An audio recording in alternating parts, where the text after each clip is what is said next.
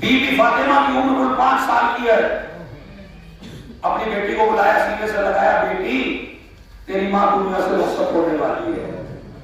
یہ میری فاطمہ میری ایک خواہش ہے. کہا اماں کیا خواہش ہے؟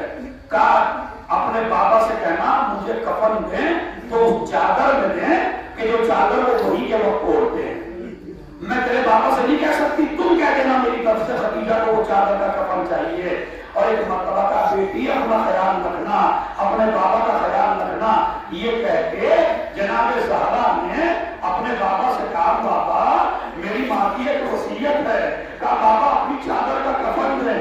ابھی یہ باتیں ہو ہی رہی تھی, جبرائیل امین نازل ہوئے, خدیجہ کو سلام پہنچوایا اور اس کے بعد آئی یا رسول اللہ, اللہ کہتا ہے کہ خدیجہ کا کفن ہمارے اوپر ہے, اس لیے کہ خدیجہ کے بڑے احسان ہے ہم پر, کفن ہم دیں گے.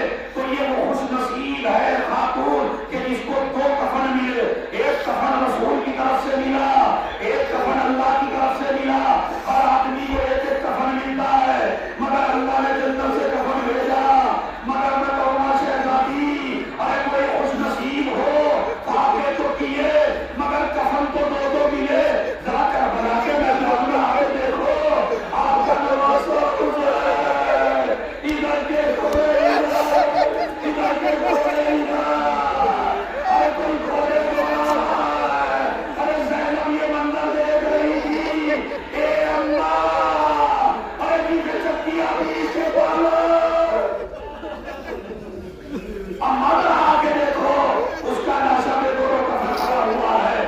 ابھی خدیجہ کا جنازہ اٹھا, نبی نے دفنایا, دفنا کے آئے. ہمارے یہاں بھی دستور ہے جب میت کو دفنا کے رشتے دار گھر آتے ہیں تو بیٹیاں سینے سے لگ جاتی ہے, رشتے داروں کے گلے سے لگ جاتے ہیں. ارے جیسے ہی رسول گھر آئے, ارے فاطمہ باپ سے نکل گئی, بابا میری ماں کہاں گئی, اے بابا میری اماں کہاں گئی. رسول آنسوؤں کو صاف کر رہے ہیں, بیٹی کو دلاسا دے رہے ہیں. اللہ نے جبرائیل کو بھیجا, جبرائیل جا کے کہہ دو تیری ماں جنت میں ہے. اے یہاں مجھے ایک منظر اور یاد آیا, فاطمہ روئی تو رسول نے خاموش کیا.